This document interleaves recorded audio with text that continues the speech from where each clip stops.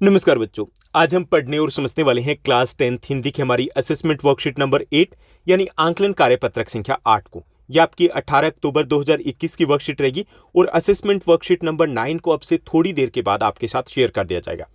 आपके pre board exam है वो स्टार्ट होने वाले हैं, आपके बोर्ड एग्जाम भी पास में, इसलिए काफ़ी सारी असेसमेंट वर्कशीट है वो एक साथ आपके साथ शेयर की जा रही है ताकि आप इनकी अच्छे से प्रैक्टिस कर पाओ। अब बहुत सारे स्टूडेंट्स हैं जिनकी तरफ से क्वेश्चंस आ रहा है, कमेंट्स आ रहे हैं कि सर ये असेसमेंट वर्कशीट हमारे लिए इंपॉर्टेंट रहेगी क्या, इनको हम करें या रिवाइज करें या रहने दें। तो ये असेसमेंट वर्कशीट आपके लिए बिल्कुल इंपॉर्टेंट रहने वाली है क्योंकि इनमें बहुत सारे इंपॉर्टेंट क्वेश्चंस है, बहुत सारे इंपॉर्टेंट टॉपिक्स है, कंसेप्ट है जो हमने डिस्कस किए, जो हमने शेयर किए। तो आपको इनकी एक बार अच्छे से प्रैक्टिस करना है।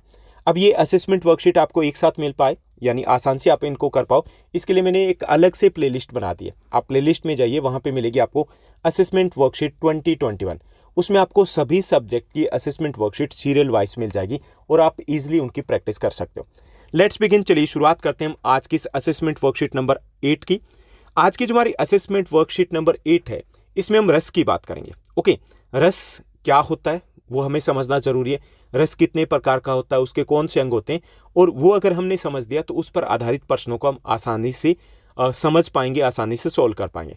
और रस पर आधारित एक अलग से वीडियो भी मैं 1 या 2 दिन में यानी कि कल तक आपको अवेलेबल करवा दूंगा ताकि वो कंसेप्ट आपके दिमाग में हमेशा के लिए बैठ पाए, क्योंकि कंसेप्ट अगर समझोगे तभी आप रस को कर पाओगे, तुक्के नहीं लगने वाले यहाँ पर।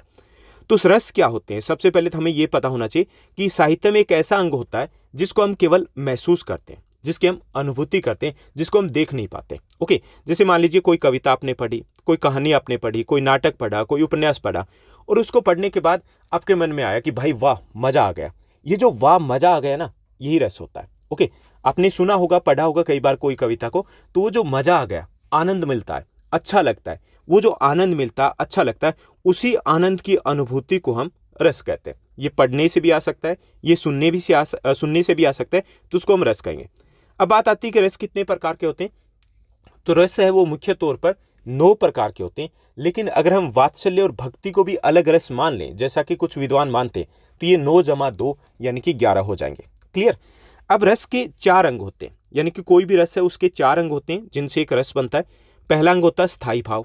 स्थायी भाव मतलब कि जैसे हमने कोई कविता पढ़ी, कविता पढ़ने के बाद हमें मजा आया, ठीक, अच्छा लगा, कोई भी चीज़, चाहे हम बहुत ज़्यादा क्रोधित हो गए, बहुत ज़्यादा उत्साहित हो गए, बहुत ज़्यादा हमें मान लीजिए कि प्रेम उत्पन्न हो गया, तो ये स्थायी भाव है जो लंबे समय तक रहता है। ठीक, उसको हम बोलते हैं स्थायी भाव। क्लियर। उसके बाद होता है आपका विभाव। अब जो विभाव क्या होता है कि विभाव में 3 कारक कह सकते हैं, 3 प्रकार कह सकते हैं। जैसे एक तो होता है उद्दीपन, आलंबन।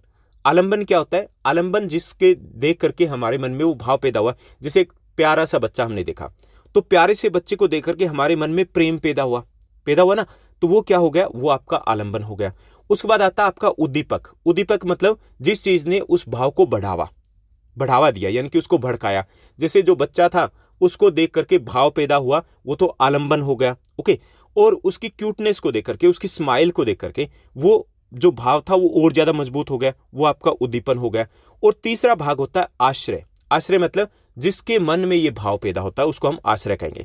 यानी रस के 4 अंग है। पहला अंग तो स्थायी भाव हो गया, यानी कि किसी कविता को पढ़ करके, कहानी को पढ़ करके या सुन करके हमारे मन में स्थायी तौर पे भाव पैदा हो गया। जैसे आपने कोई मूवी देखी और आपको 5-6-7 दिनों तक उसका असर रहता है, ऐसे ही वो जोश सा बना रहता है, वो स्थायी भाव है। ठीक। या कोई घटना आपने देखी और घटना को देख करके आपके मन में गुस्सा पैदा हो गया, वो आपका स्थायी भाव है। और विभाव है, इसके 3 भाग होंगे। पहला आलंबन, यानी कि जिस चीज को देख करके भाव पैदा हुआ, जैसे कि बच्चे को देख करके आपके मन में प्यार पैदा हुआ, तो बच्चा क्या है, वो आपका आलंबन है। उद्दीपन क्या है, बच्चे की जो क्यूटनेस थी, स्माइल थी, उसकी इनोसेंट हरकतें थी, उसको देख करके वो भाव और ज्यादा मजबूत हुआ, तो वो आपका उद्दीपन कहलाएगा, ये उद्दीपक कहलाएगा। और जिसके मन में जो पैदा होता भाव, वो आश्रय होगा। आपके मन में पैदा हुआ, मेरे मन में पैदा हुआ, तो हम आश्रय कहलाएंगे। ठीक। उसके बाद अनुभव। अनुभव क्या होता है कि जो हमने देखा उसके बाद जो हम रिएक्ट करते हैं, वो अनुभव होता है। जैसे आपने उसको देख करके जैसे उसके गाल को छुआ, ले बोलते हैं ना हम, या फिर आपने स्माइल दी, या आपने बच्चे की जैसी हरकतें की, वो अनुभव है।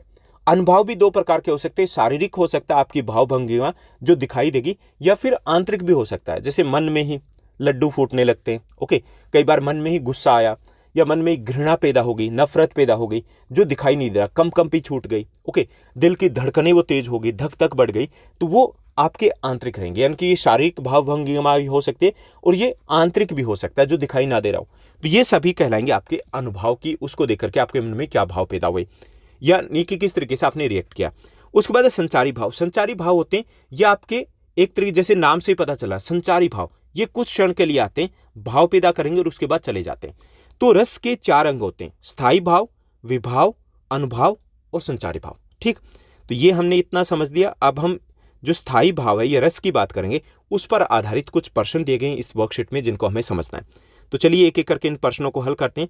तो इस वर्कशीट को आपको क्विज की तरह लेना है, क्योंकि आप प्रैक्टिस कर रहे हो, तो आपको अपने आंसर्स है वो गैस करने, जो भी आपके उत्तर रहेंगे। उसके बाद टोटल स्कोर आपका क्या रहता है वो आप कमेंट सेक्शन में शेयर कर सकते हो।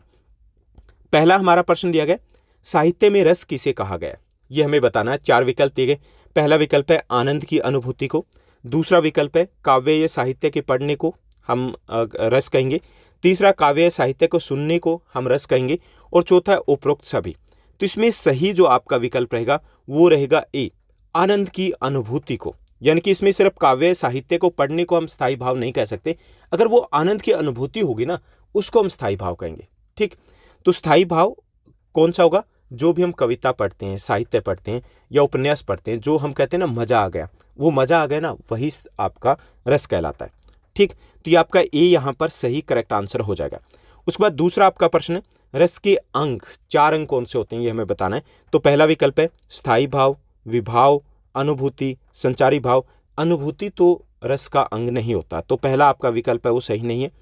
दूसरा आपका विकल्प दिया गया स्थायी भाव, विभाव, अनुभाव और संचारी भाव, ये आपका सही विकल्प है। तो यहाँ पर बी आपका करेक्ट आंसर हो जाएगा। उसके बाद तीसरा आपका प्रश्न दिया गया, जिसका आलंबन या सहारा पाकर स्थायी भाव जगते हैं उसे क्या कहते हैं? जैसे मान लीजिए हमने एग्जाम्पल लिया था बच्चे को देख करके, या जो प्राकृतिक नेचुरल जो सीन है उसको देख करके हमारे मन में एक प्यार पैदा हुआ, एक अलग सा लगाव पैदा हुआ। तो जो बच्चा है या जो नेचुरल सीन है, ठीक, ब्यूटी है, जो नेचुरल ब्यूटी है, तो वो आलंबन हो जाएगा। तो यहाँ पर जैसे प्रश्न से भी हमें आइडिया लग रहा है कि जिसका आलंबन या सहारा पाकर स्थायी भाव जगते हैं उसे क्या कहते हैं, तो इसमें बी आपका करेक्ट आंसर रहेगा, आलंबन विभाव कहेंगे उसे। क्लियर? उसके बाद चौथा आपका प्रश्न है, चलिए देखते हैं। चौथा प्रश्न दिया गया कि मनोगत, मनोगत मतलब मन में उत्पन्न भाव को व्यक्त करने वाली शारीरिक प्रक्रिया को क्या कहेंगे? जैसे हमने बच्चे को देखा, उसकी स्माइल को देखा, और स्माइल को देख करके हमारे मन में भाव पैदा हुआ, तो जब हम उसको रिएक्ट करेंगे तो उसको हम क्या कहेंगे?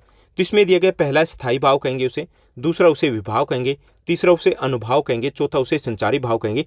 तो आपका करेक्ट आंसर रहेगा वो रहेगा सी, उसे हम अनुभाव कहेंगे। ओके, ये शारीरिक तौर पर दिख भी सकता है या फिर वो आंतरिक मनोगत भाव भी हो सकते हैं। क्लियर?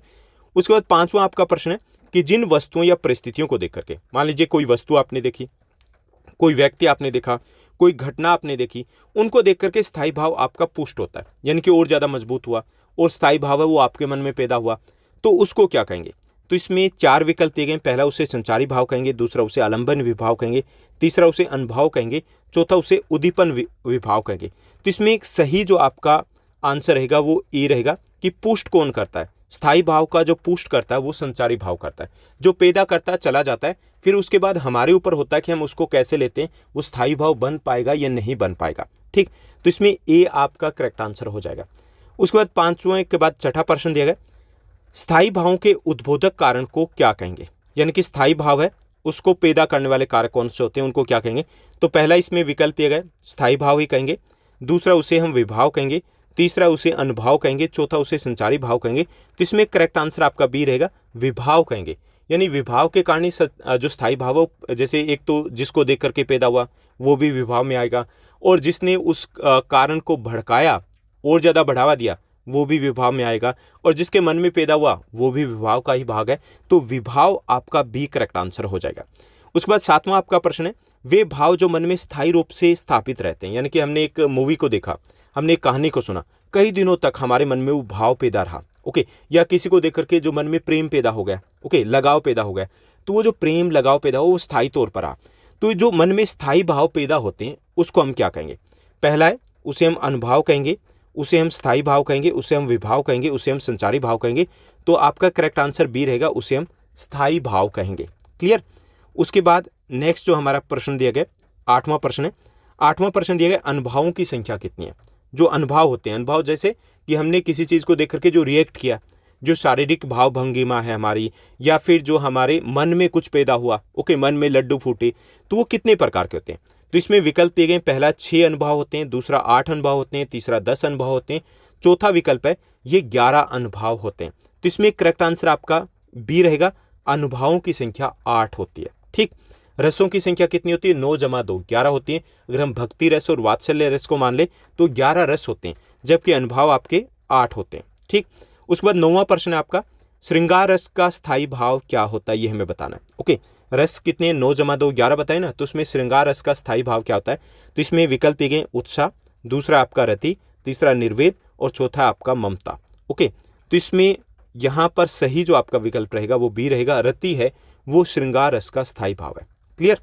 उसके बाद 10वां आपका प्रश्न है, शांत रस का स्थायी भाव कौन सा होता है। ओके, पहला विकल्प है उत्साह, दूसरा निर्वेद, तीसरा हास्य और चौथा शोक।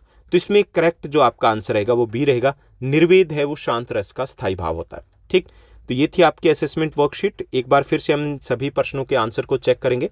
तो चलिए देखते हैं। पहला जो आपका प्रश्न है उसका आपका करेक्ट जो आंसर रहेगा वो रहेगा ए, आनंद की अनुभूति को हम रस कहते हैं। दूसरा आपका जो प्रश्न है उसका करेक्ट आंसर आपका बी रहेगा, स्थायी भाव, विभाव, अनुभाव और संचारी भाव ये रस के 4 अंग होते हैं। तीसरा जो आपका प्रश्न है उसका करेक्ट आंसर बी रहेगा, आलंबन विभाव है जिसका सहारा पाकर के स्थायी भाव उत्पन्न होते हैं। ओके, मनोगत, मन में उत्पन्न भाव को व्यक्त करने वाली शारीरिक प्रक्रिया को हम अनुभाव कहते हैं। ओके, तो ये आपका सी रहेगा। उसके बाद जो आपका 5वां प्रश्न है कि जिन वस्तुओं या परिस्थितियों को देखकर स्थायी भाव पुष्ट होता है उसको हम संचारी भाव कहेंगे। ओके, वो संचारी भाव आ जाएगा जो एक बार पुष्ट करके आपके मन में कुछ पैदा करके चला जाता है। ठीक, उसके बाद छठा प्रश्न देखिए। छठा जो आपका प्रश्न है उसका आपका करेक्ट जो आंसर रहेगा, स्थायी भाव को उद्बोधक कारण कौन से होते हैं, तो उद्बोधक कारण है वो विभाव होते हैं, तो बी आपका करेक्ट आंसर रहेगा।